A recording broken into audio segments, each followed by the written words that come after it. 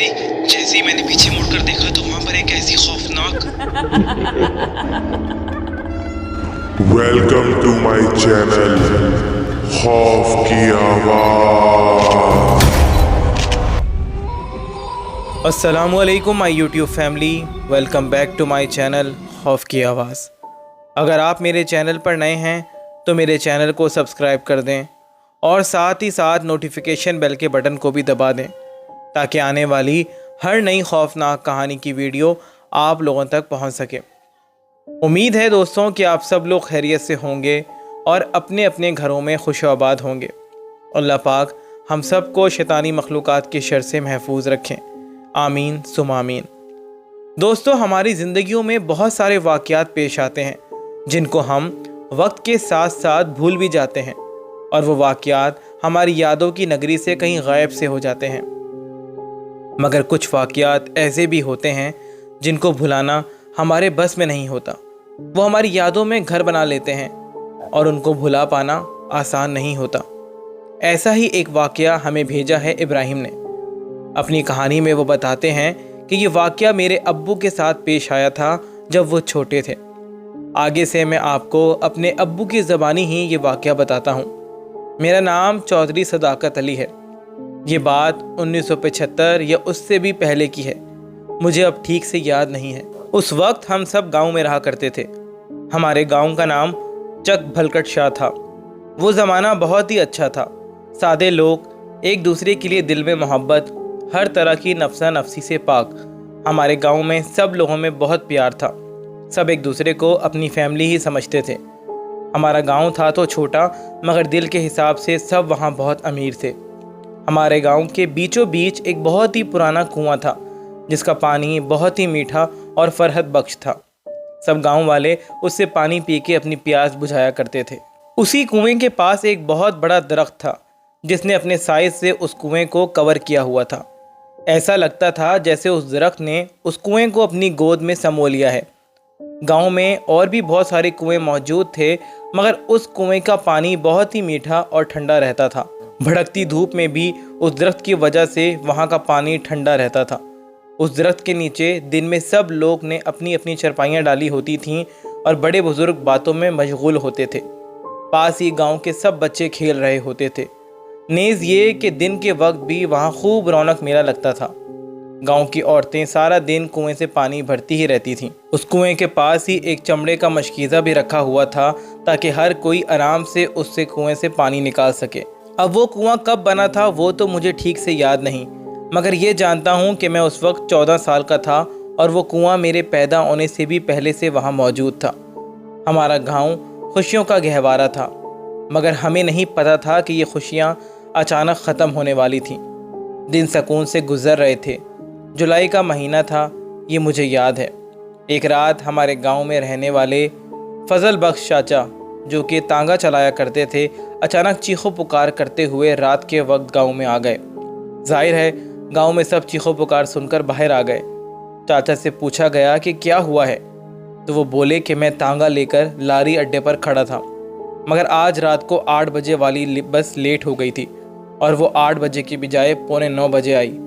हमारे गांव से दूर पक्की सड़क पर ही एक लारी अड्डा था जहां बसेस वगैरह आती थीं और फिर वहां से गांव तक चाचा फजल बख्श अपने टांगे में मुसाफिरों को लाया करते थे ताकि जो भी गांव आए वो आराम से लारी अड्डे पे उतरकर चाचा फजल बख्श के टांगे पर बैठकर गांव आ सके। वो कहने लगे कि 8:45 बजे जब बस आई तो आज गांव में आने वाला कोई नहीं था। तभी मैंने फ़ौरन टांगा गांव की तरफ आने वाली कच्ची सड़क पर दौड़ा दिया।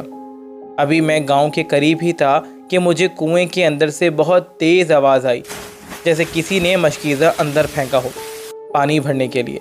मुझे बड़ी हैरत हुई कि इस वक्त कौन पानी भर रहा है, क्योंकि गांव की ज़्यादातर औरतें दिन में ही पानी भरकर ले जाती थीं और इस वक्त तो गांव में आधी रात हो जाती थी।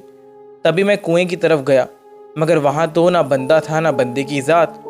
मैं तांगे से उतरकर कुएं पर गया तो कुएं पर मशकीज़ा मौजूद नहीं था और उसके साथ जो जंजीर बंधी हुई थी वो हिल रही थी। मैंने कुएं में झांका तो अंधेरे के अलावा कुछ नज़र नहीं आया।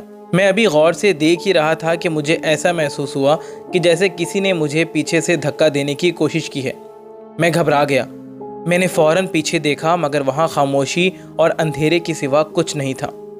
میں ڈر گیا اور وہاں سے فوراً تانگے کو بھگا دیا۔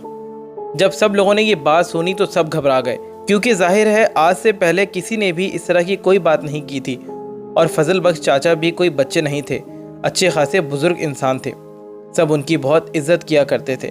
بس پھر سب کے دل میں ایک عجیب سا خوف سا چھا گیا، اور پھر جیسے گاؤں میں عجیب و غریب واقعات ہی ہونا شروع ہو گئے، جیسے کنویں میں خود بخود مشکیزہ گر جاتا تھا۔ کبھی بچے وہاں کھیلتے تو ان کو ایسا محسوس ہوتا کہ ان کے علاوہ بھی وہاں کوئی ہے، کسی کی بھاگنے کی آواز ان کو صاف صاف آتی تھی۔ کبھی کوئی بچہ اگر اکیلا کنویں کے پاس چلا جاتا تھا تو خوف زدہ ہو جاتا تھا، اور وہ بہت بری طرح سے ڈر جاتا تھا اور کچھ بتا بھی نہیں پاتا تھا۔ تبھی پھر عورتوں نے اپنے اپنے بچوں کو باہر کھیلنے سے روک دیا، اور کنویں کے پاس تو بالکل بھی نہیں جانے دیتی تھیں۔ بڑے بزرگ بھی جو وہاں دن اور شام کے وقت بیٹھا کرتے تھے، باتیں کیا کرتے تھے، وہ بھی بیٹھنا چھوڑ گئے۔ پھر وہاں ہر وقت ویرانی سی چھائی رہتی تھی۔ عورتوں کو پانی بھی بھرنا ہوتا تھا تو 4-5 عورتیں مل کے دن کے وقت جا کر پانی بھر کر لے آتی تھیں۔ اکیلی کوئی بھی عورت وہاں جانے کی ہمت نہیں رکھتی تھی۔ ہم اس وقت لاؤبالی سے لڑکے تھے، ہمارا 4-5 لڑکوں کا ٹولہ تھا۔ ہم ان باتوں پر ہنستے تھے، پتہ نہیں کیوں ہمیں کبھی بھی اس جگہ سے خوف نہیں آتا تھا۔ ہم اکثر شام کے وقت ہی وہاں جا کر چھپن چھپائی کھیلتے تھے، جس کو لوگ لکا چھپی بھی کہتے ہیں۔ ہمارے گھر والے ہمیں اکثر منع کیا کرتے تھے کہ وہاں مت جایا کرو، مگر ہم وقتی طور پر تو حامی بھرتے تھے، پھر وہیں جا کر کھیلتے تھے۔ ہمارے لڑکوں کے گروپ میں ایک لڑکا تھا حامد۔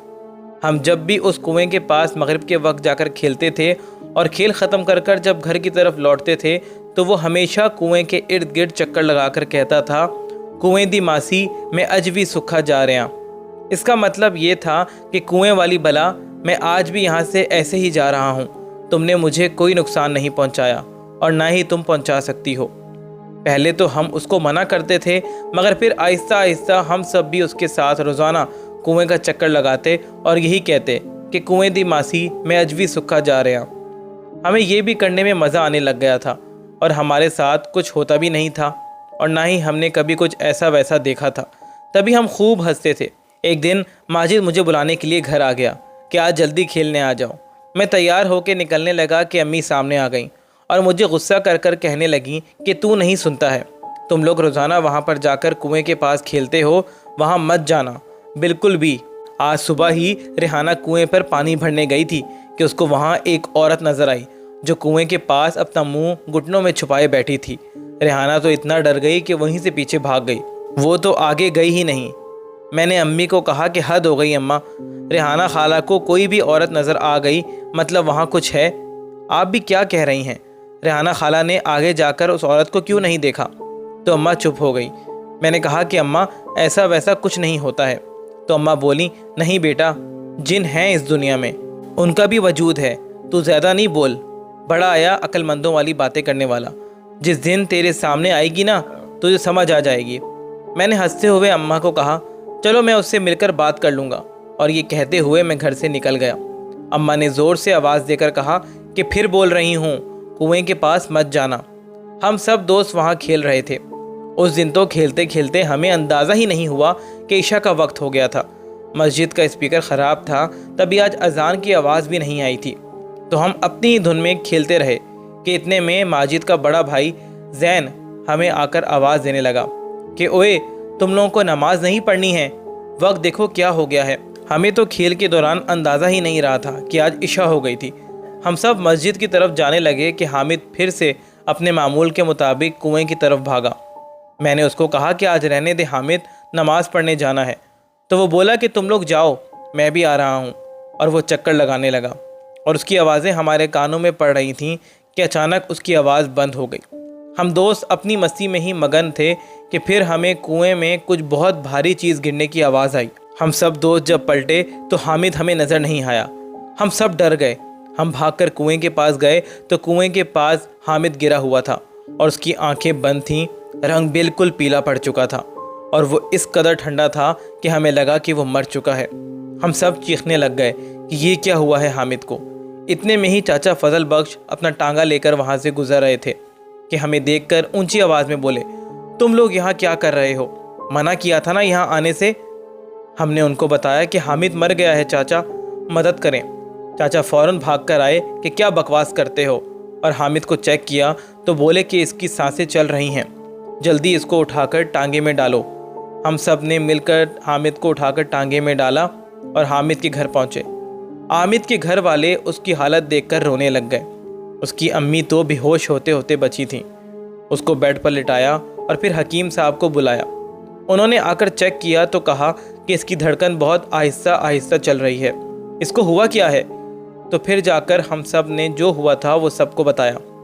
चाचा फजल बख्श गुस्से में आ गए और कहने लगे कि बड़ों का कहा क्यों नहीं मानते हो, तुम लड़के मना क्यों नहीं होते हो जब हम तुम्हें मना करते हैं। हमारे मना करने के बावजूद भी तुम लोग वहाँ जाकर खेलते हो, अब देख लो क्या हुआ है। हमने कहा कि चाचा हमें क्या पता कि ये बेहोश क्यों हुआ है, हमने तो वहाँ किसी को भी नहीं देखा था। हाँ, बस कुएं में मशकीज़ा गिरने की आवाज़ आई थी बहुत ज़ोर से, तब हम पीछे पलटे थे, मगर मशकीज़ा तो अपनी जगह पर ही था। चाचा बोले अब कोई भी वहाँ नहीं जाएगा। हम सब भी कहीं ना कहीं घबरा गए थे कि आखिर हुआ क्या था हामिद को। हमें इंतज़ार था कि हामिद खुद हमें बताएगा, मगर इसके लिए हमें इंतज़ार करना था। हामिद 2-3 दिन बिस्तर पर ही रहा और फिर कुछ दिनों बाद वो बिल्कुल ठीक हो गया और स्कूल और मदरसा भी जाना शुरू हो गया, मगर उसने किसी को कुछ भी नहीं बताया। जब भी उसके घर वाले भी कुछ पूछते तो वो कहता कि मैं बस डर गया था अंधेरे की वजह से। मगर अब वो वाला हामिद नहीं रहा था जिसको हम जानते थे। वो बिल्कुल खामोश और सहमा सहमा रहता था। हम भी उससे पूछते मगर वो कुछ भी नहीं बताता। एक दिन हमारा लड़कों का नहर पर नहाने का प्रोग्राम बन गया। हमने हामिद को भी कहा मगर उसने मना कर दिया और कहा कि नहीं, मैं घर जाऊंगा। हम सब दोस्तों ने उसको रोका और कहा कि हामिद ये सब कब तक चलेगा यार, तो आखिर ऐसा क्यों हो गया है, तू बताता क्यों नहीं है कि आखिर तेरे साथ क्या हुआ था उस दिन। तो वो रोने लग गया और कहने लगा कि कैसे बताऊं, वो खौफनाक औरत, वो। तो हमने कहा कि किसकी बात कर रहे हो, कौन औरत। तो वो बोला कि उस दिन जब मैंने तुम लोगों को कहा कि मैं चक्कर लगा कर आता हूँ, तो मैंने जैसे ही चक्कर लगाकर बोला कि ओ कुएं वाली मासी मैं अज भी सुखा जा रहा, तो अचानक वहाँ एक खौफनाक औरत आ गई। उसका चेहरा बहुत ही ज़्यादा भयानक था। उसके मुंह पर नाक और होंठ मौजूद नहीं थे। उसको देखकर मेरी हालत ख़राब हो गई। उसके दांत और उसकी आंखें निहायत ही हैबतनाक थे। वो बोली कि मैं हूँ मासी जिसको तुम बुलाते थे, अब आज मैं तुम्हें जाने नहीं दूंगी। और ये कहते हुए उसने मेरा गला पकड़ लिया। उसके हाथ बहुत चिपचिपे से थे, जैसे किसी सांप या मेंढक की जिल्द होती है। मैं बहुत डर गया था। मैं चीखना चाहता था, चिल्लाना चाहता था, मगर मैं कुछ भी नहीं कर पा रहा था। वो बोली कि तुम हमेशा मुझे बुलाते थे, अब देखो मैं आ गई हूँ, अब मैं तुम्हें नुकसान पहुँचाऊँगी। मैं खौफ के आलम में कांप रहा था। वो मेरा गला ज़ोर से दबा रही थी और मेरी सांसें बंद हो रही थीं कि इतने में ही पता नहीं तुम लोगों में से किसी की आवाज़ आई तो मैं अचानक होश में आया और पता नहीं कौन सी नेकी मेरी काम आ गई कि मैंने आयतुल कुर्सी पढ़ना शुरू कर दी और वो खौफनाक बला कुएं में कूद गई और उसी वक्त मैं बेहोश हो गया और फिर तुम लोग वहाँ पर आ गए। हम सब भी बहुत ज़्यादा खौफज़दा हो गए थे ये सब सुनकर कि वाकई में कुएं में बहुत ज़ोर से गिरने की आवाज़ आई तो थी, मगर मशकीज़ा भी अपनी जगह पर मौजूद था। तो इसका मतलब कि हामिद जो बोल रहा था वो सच था। फिर हामिद बोला कि मैं जब होश में आया तो मुझे भी यही लगा कि शायद ये सब खौफनाक और डरावना ख्वाब है, मगर ये देखो मेरा गला, उसके गले पे अभी भी उंगलियों के निशान मौजूद थे, जिसको देखकर हम सब बहुत ज़्यादा डर गए थे। और फिर हामिद बोला कि मैं ज़ोहर की नमाज़ पढ़ने मस्जिद जा रहा हूँ, क्योंकि अल्लाह पाक की मुक़द्दस ज़ात की वजह से ही मैं आज बच पाया हूँ। हमें नहीं पता था कि हामिद का ये मजाक किस कदर खौफनाक साबित होगा। फिर हमने बिल्कुल उस कुएं के पास जाना और खेलना बंद कर दिया था। आज तकरीबन 40-48 सालों बाद भी मुझे वो वाक़या याद है, क्योंकि उसने मेरे जहन में बहुत ही गहरा और खौफनाक असर छोड़ा था।